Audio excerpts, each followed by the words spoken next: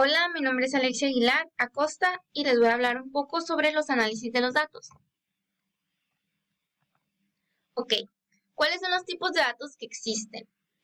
Tanto como el Data Science o como el Big Data, se encontrarán muchos tipos de diferentes datos y cada uno de ellos pues tienden a requerir diferentes herramientas y técnicas.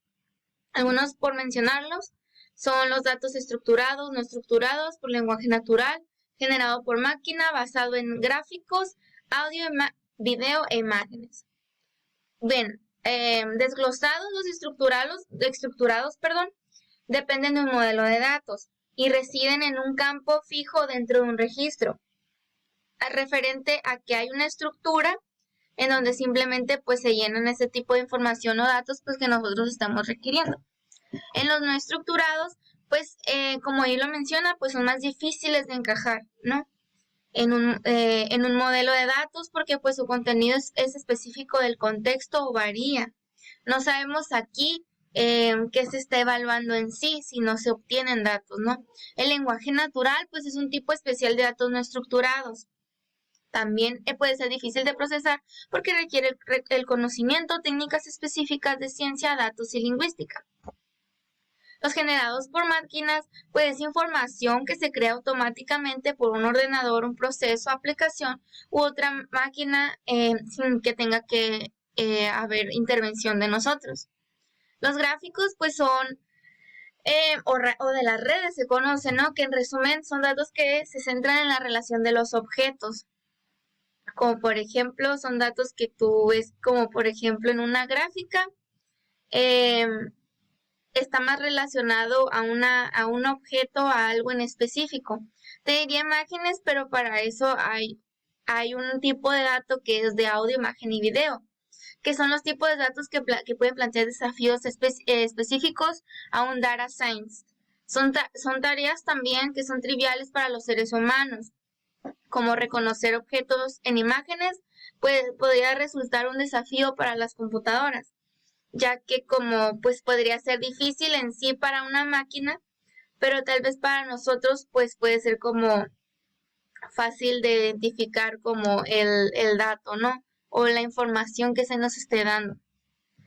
¿Qué es el flujo de trabajo en la ciencia de los datos? Bueno, el flujo de trabajo pues en la ciencia de los datos es un proceso iterativo no lineal. Esto implica hacer preguntas, obtener datos, explorar datos, modelar datos y comunicar datos. Así funciona esto. Hacemos preguntas, obtenemos respuestas, exploramos en la información que se nos dio, modelamos los datos para darle una mejor interpretación y luego los comunicamos. Esto es esencial. Tenemos que comprender el flujo de trabajo en la ciencia de los datos porque esto nos ayuda a controlar mejor el desarrollo de los proyectos y relaciones de una manera razonable y ordenada. Simplemente es tener el orden. ¿Cuáles son las etapas principales de la ciencia de los datos y en qué pueden consistir, no? De forma general, el procesamiento y el análisis de estos datos, pues como les había dicho, es recolección de datos en bruto para transformarlos en información entendible como gráficas, tablas, documentos, etc. La recopilación de datos es análisis de datos por parte de las fuentes de almacenamiento pues que estén disponibles o que contengan información de calidad. Tenemos que tener mucho ojo en esto. La preparación de los datos, pues de este punto comienza una preparación para su organización, su detección de errores y el descarte de información repetitiva o incompleta. Tenemos que checar muy bien, estar muy bien preparados pues en ese punto para saber cómo funciona, ¿no? Introducción de datos. Los datos que ya fueron seleccionados ahora pues se envían, ¿no? A destinos correspondientes, se traducen a un lenguaje entendible para que las personas a las que les vayan a llegar lo puedan interpretar de una forma mejor. A partir de aquí, pues los datos en bruto comienzan a formar como información pues útil. El procesamiento, en esa etapa los datos procesados por la etapa anterior son finalmente preparados y comenzados para su uso final. La interpretación, pues será como que tendrás todo el resultado de todas las etapas anteriores, y esta forma es una forma entendible para mí en este caso, o para ti y los miembros que la requieran. El almacenamiento de los datos, pues finalmente es la última etapa, ¿no? Del proceso, es almacenar la información útil, más que nada, resultante de todo el procesamiento y análisis que se dio previo. ¿De qué manera se pueden recopilar los datos? Bueno, para poder crear una información obtenida y tomar mejores decisiones fundamentadas, pues es importante elegir algunos métodos de recolección pues que sean fiables y apropiados para una investigación que se esté llevando a cabo en tu empresa.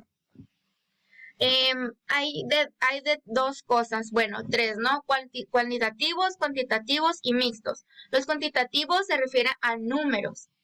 ¿Qué tanto, no? Los cualitativos, pues es más que nada para conocer opiniones, como las encuestas que a veces se hacen, y las investigaciones mixtas, que es una fusión de los dos, pues es una recolección de ambos para realizar inferencias sobre una información que ya se recabó.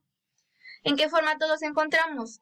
Clasificamos en abiertos y cerrados. En abiertos son las especificaciones del software que están disponibles para cualquier persona de forma gratuita, así cualquiera puede usar dichas especificaciones en su propio software sin ninguna alimentación. Entonces en el cerrado, pues esto ya es como tipo de derechos de autor, ¿no? Tiene sus especificaciones que no están públicos porque pertenecen a alguien y es privado, ¿no? Aunque algunas especificaciones pues se hacen públicas, su reutilización pues es limitada, nomás se muestra algo. ¿De qué manera se almacenan los datos? Pues se almacenan de capacidad, rendimiento, fiabilidad y recuperabilidad. Estos miden la cantidad de datos que se puede almacenar en un sistema, como de rápido, eficiente es un sistema de almacenamiento de datos, es disponibilidad de los datos cuando son solicitados, así como el hecho de disponer de una baja tasa de errores o fallos. Y en la recuperabilidad, pues mide la capacidad de un sistema de recuperar datos tras una pérdida. ¿Cuáles son los aspectos que debemos considerar al momento de almacenar los datos? Pues establecer límites, determinar la relevancia de los datos, definir con claridad el uso que se dará, abstenerse de utilizar datos para usos distintos al determinado originalmente sin el consentimiento de las personas afectadas. Debemos de tener en cuenta que es importante porque es información privada, ¿no? Asegurarse de proteger los datos contra el acceso ilícito y piratería, como les habíamos dicho antes, pues de los derechos de autor, ¿no? Asegurar que los avances o prácticas políticas sobre el uso de los datos sean abiertos y transparentes.